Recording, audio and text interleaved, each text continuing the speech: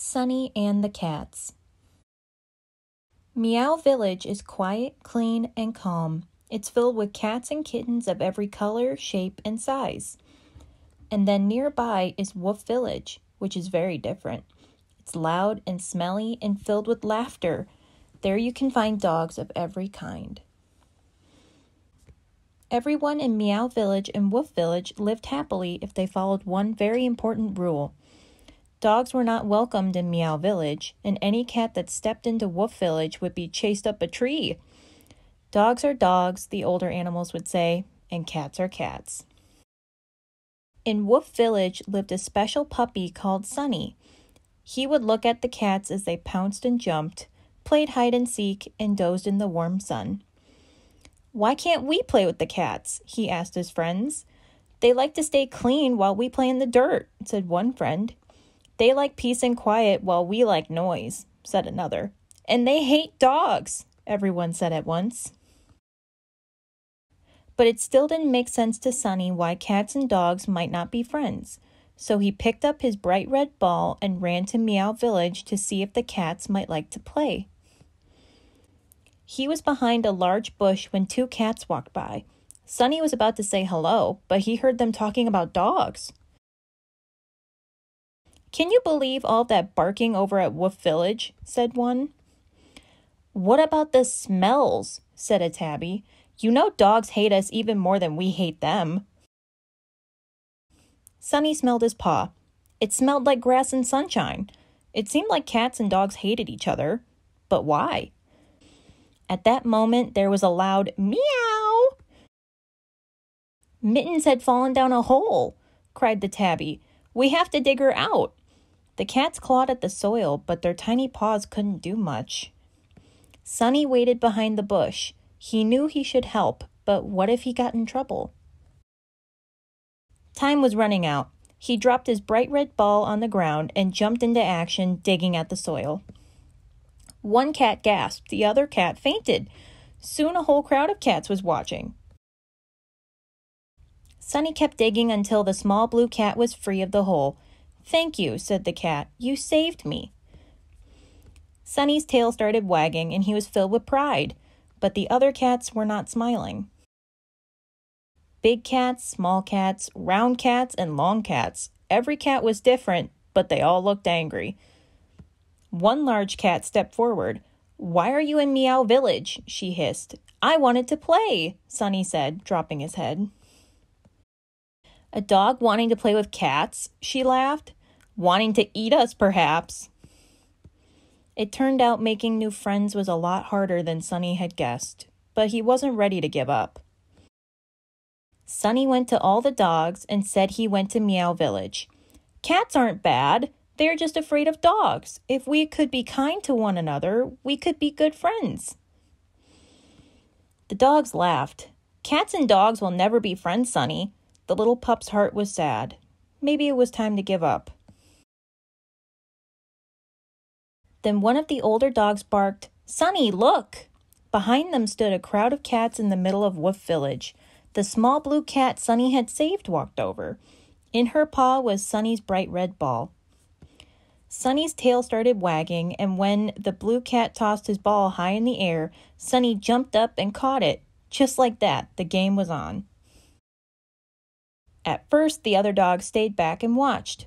But one by one, everyone joined in with Sunny and the cats, and the entire village was filled with barks and meows and laughter. And that evening, when Sunny curled up to go to sleep, he thought to himself that dogs were still dogs and cats were still cats, but now they were all something else. Friends. The end.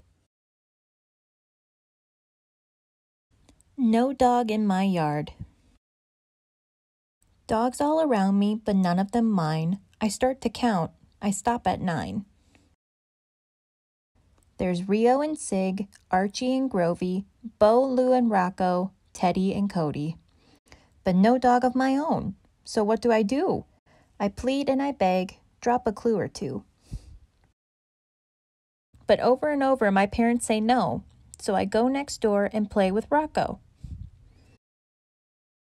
And when I look in my yard and no dog to be found, I come up with plan A, which is pretty sound. I introduce Mom to Rio and Lou. All she thinks about, who'll pick up the poo? Dad meets Rocco, Grovey, and Ted, but on his face, that look of dread. Then suddenly he screams, Archie is in the pool! And with disgust he yells, Sig in that drool! Look at the yard, the holes Cody dug, and who knew Bo liked to eat rug? Oh no, not in my house. How about a hamster, a gerbil, a mouse? I beg once more, but Dad shakes his head. Mom points upstairs, you don't make your bed. A dog is work, not just fun and play. No, you're not ready. You play video games all day. I admit, a good point she makes. So on to plan B before it's too late. Yes, I can do this. Prove everyone wrong. The message I send needs to be strong. As for my chores, I do them now. I'll do without asking and without a frown. Go above and beyond. I'll wash my dad's car, earn extra money for the millie jar. Oh yes, I've named her, also part of Plan B. And saving money shows responsibility. My grades are up, I'm a friend to others. As often as I can, I help my grandmothers.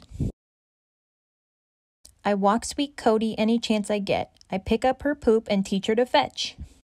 I convince my dad just look at a sight. Pages of doodles, his smile was slight. I'm wearing them down, oh boy, I can tell. Heard talk of training, using a bell? I say to myself, we're on the right track. We nail down a date to circle back.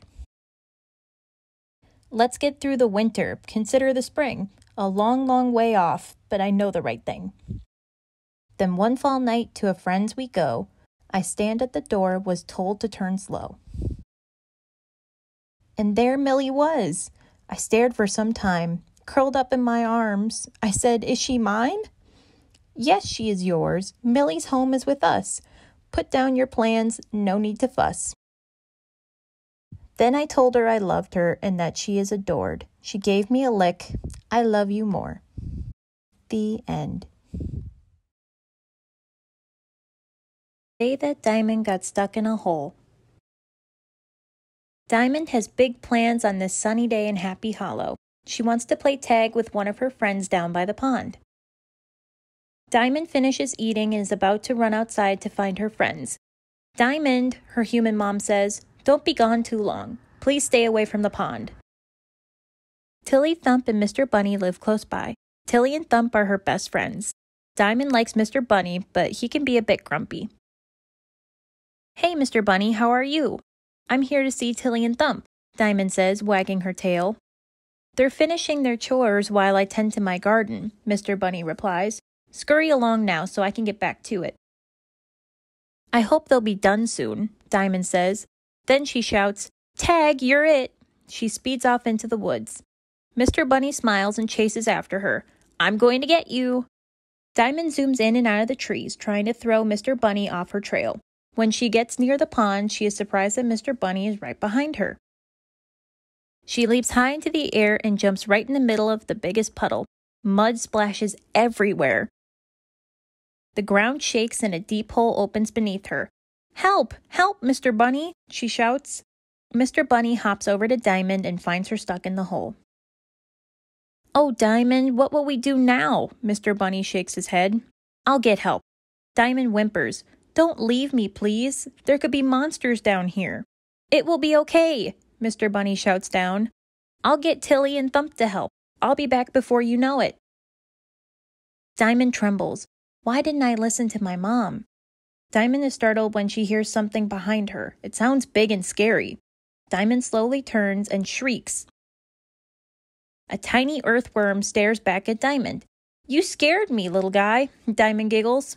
But I'm glad to have some company in this scary hole.